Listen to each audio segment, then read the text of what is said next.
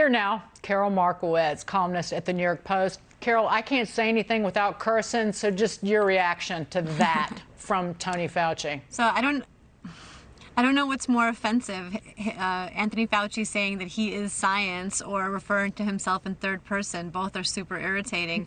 But, it's really concerning that we don't have a media that challenges him on statements like this, that they don't have facts ready to throw back at him and say, well, look, actually, you changed your opinion from day to day in this pandemic. You went on TV one day and you said the school should be open, and then you went on TV a few days later and said the school should be closed. Science didn't change in those few days, so we're not attacking science. We're attacking you, a very poor messenger who did a bad job communicating to the public throughout this pandemic and really didn't fulfill his role all that well. Right. Why hasn't he been forced to, you wrote a column about this, why hasn't he been forced to answer the question about mask wearing? Was mask wearing pointless all along? Why has he been leaning on the COVID came from zoonotic origins rather than at least entertaining the idea, rather than dismissing the lab leak idea when there was scientific evidence and even people emailing him about that? Why was he saying in February that if you were vaccinated, you couldn't hug your grandmother and your grandfather? I mean, it was week after week, month after month. That's right. And now he just seems like this fame-floozy who's worried about fading into hacktastic irrelevancy.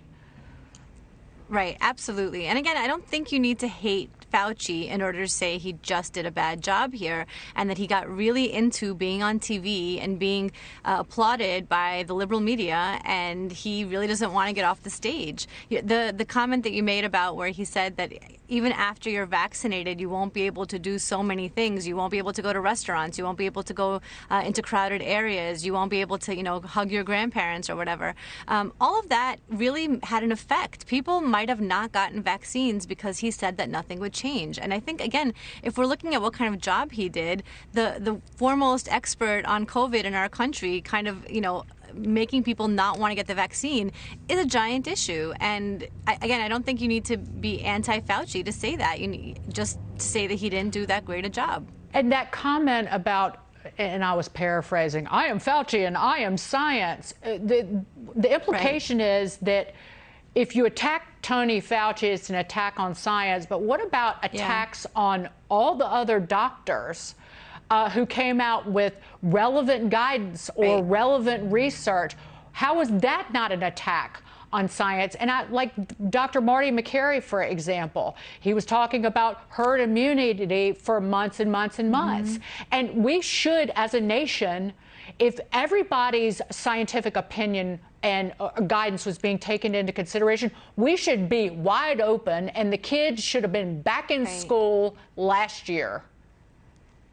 Absolutely. And when we don't want to hear outside opinions, when they're being shut down on social media, when we're being dissuaded from listening to anything other than the official line, I think that's a problem. And I think Americans should really look at what happened in the last 15 months and all the mistakes that were made. And a lot of that starts with real questions for Dr. Fauci that the media refuses to ask him. I think he needs to sit down for a serious interview with somebody who knows what they're talking about, who has details, who can point to where he constantly contradicted himself, who can ask him pointed questions about what made him change his mind. Where was the study that said that actually cloth masks will contain coronavirus when, in the beginning of this thing, Fauci said that COVID was just too small a virus for medical masks to contain it. So what changed? Where is that study that changed anything? I'd llove to hear about it.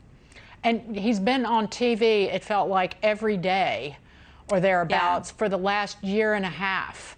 And so if, he clearly likes the warm glow of the studio. So keep being on TV and be on other networks and on tough networks and do a sit down with you, Karol. I want to see a long podcast and sit down. Or you, Dagen, absolutely. No, he has to stay away from friendly interviewers. I think he really needs to have a serious interview. I'd love to see you do it. No, or you. No, I nominate you, Karol Markowicz. Thank you for being here. Terrific to see you. I'm in. Okay. Thank you so much.